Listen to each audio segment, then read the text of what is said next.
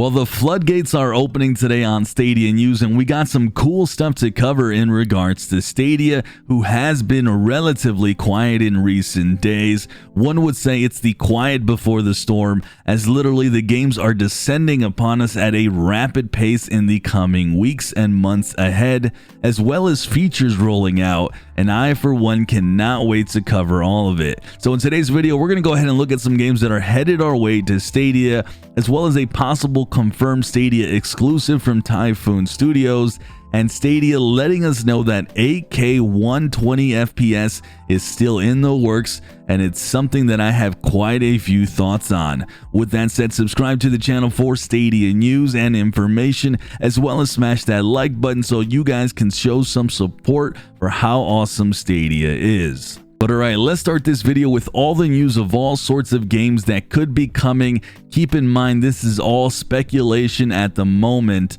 Let's start this though with the one game that has gotten rated for the ESRB for Stadia, and that is Into the Breach.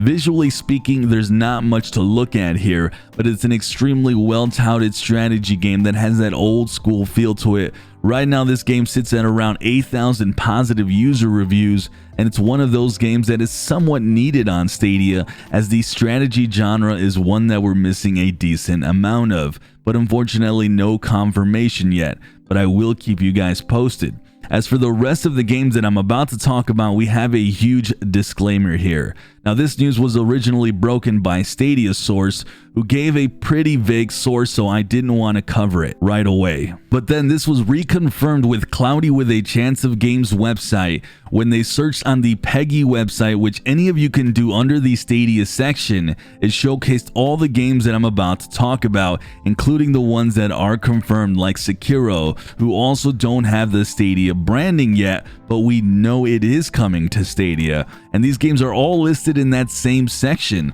without the branding, but they're all lumped with Stadia confirmed games. But the fact that they are in that same category as games that are released on Stadia lends more credence to this entire rumor of all these games. With that said, let's go ahead, make sure you guys take this with a grain of salt, and I won't dive in crazy with information on all these games specifically, since we don't have any true confirmation yet and no ESRB ratings. Nothing of that nature, but either way, the games are as follows. We have Surviving the Aftermath. This is a game that is set in a post-apocalyptic future where you're managing a colony of survivors, you're building up the settlement, and you're protecting yourself and the group. This is a game that is definitely up my alley, and I love these types of games, and I hope to see it on Stadia. Then we have a big one for me personally, Risk of Rain 2. This is an absolutely insane game, and one that I have loved to pieces, one that I think a lot of you will enjoy as well. It's a roguelike game, but it's got a lot under the surface, and the gameplay is just plain excellent. That's literally all I can say about this wonderful game. It's one of my more anticipated ones on this entire list, and probably in general. Other titles listed here are Far Cry New Dawn and Far Cry 5. That is not too out of left field to possibly see these come to Stadia, though I do wonder if they would come before Far Cry 6. I think hopefully that would be the cool thing to see. Then we have Outward. It's an open world RPG with survival elements where you keep your character hydrated, fed, you make sure he sleeps, and you survive the dangerous lands. And the next two titles here are indie titles. We have The Garden Between and Human Fall Flat. Garden Between looks to be kind of like a puzzle indie game. It's a neat looking game, but not my thing. And then we have Human Fall Flat. This is definitely another one to watch for, as it is a hit indie title from Curve Digital, where you're floating in dreamscapes on a platformer type title. It's a very lighthearted game, and one that doesn't take itself too serious. It's also sitting at 80,000 positive user reviews, so it's definitely a game to watch for. As for these rumors though, of all these games coming out, none of it is actually too out of left field, because as I've been told, they all have their own Linux ports. So translating it and bringing it over to Stadia would be that much simpler. So don't be surprised if all the rumors of all these games on this list are actually true. The one last thing that I want to note here on a personal level is Surviving the Aftermath is a Paradox game. I, for one, would love to have Paradox on Stadia. I hope that one is true because, like I mentioned earlier, it's a genre on Stadia that is big time missing and it's desperately needed. We need more of a plethora of strategy games, and it's something that I want to see more of on Stadia, and it really would just be good for the health of the platform to continue to expand on more of different types of games and genres. With that said, once again, these are all rumors, so it could be that none of these are actually coming, but I do feel confident enough to let you guys know there is a strong possibility here, and I do feel these games listed under PEGI alongside these Stadia titles gives this all good credence to all these rumors, so we'll be watching out for all these games here in the coming weeks, months ahead.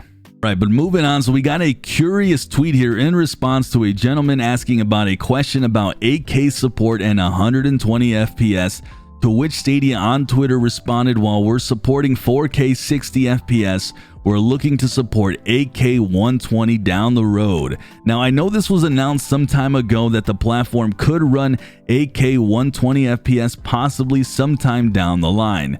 But since then, and knowing the current specs of the new generation of hardware consoles, this stuck to me a bit more. Now imagine if Stadia has games running at 8K 120 FPS sooner rather than later, maybe within the next few years. That would set them ahead of the current consoles, at least in the 8K format. But the biggest thing I would love to see out of these two is 120 FPS across the board on all games.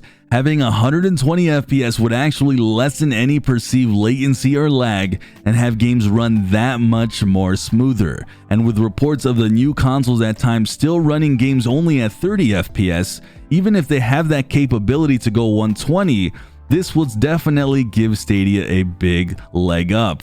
Now, they might still be learning how to develop and optimize on the new consoles, and you could see 120 FPS more common in games down the line, but this would still be pretty huge for Stadia even in just that aspect. So I, for one, was extremely happy when I saw this. I retweeted it almost right away because this could be huge, and Stadia could be the first platform to be doing 8K. And putting aside the fact that most people don't even use 4K, it would still be a feather in the cap, and that could make Stadia that much more attractive as a standalone platform. Like always though, I will keep you guys up to date on this news if and when it breaks in the future. Alright, and the next news is about another game, only this one feels more concrete, even if I don't know what the game is. But this was awesome news either way, as one of the co-founders of Typhoon Studios wrote this in a tweet. We sold the company to Google in December, we shipped our first game in January, as in Journey to the Savage Planet, and are now working on some new exclusive stuff for the platform. So once again, more confirmation of an exclusive title, and what I'm assuming is a true exclusive Stadia title. Now this doesn't answer if the studio itself is working on the Stadia exclusive, or if Reed and his team are just another part of Stadia Games and Entertainment.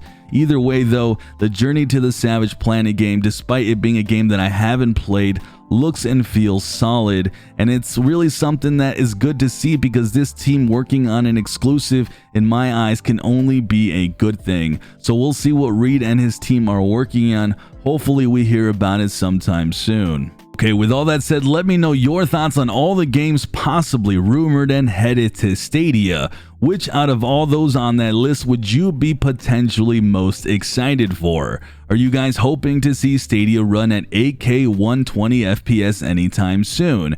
And do you have any thoughts about what potential Stadia exclusive Typhoon Studios could be making? Let me know all that down below, as well as subscribe to the channel for more Stadia news and gameplay coverage, as well as cloud gaming news. As always, I'm Sunny, and I'll see you guys in the cloud.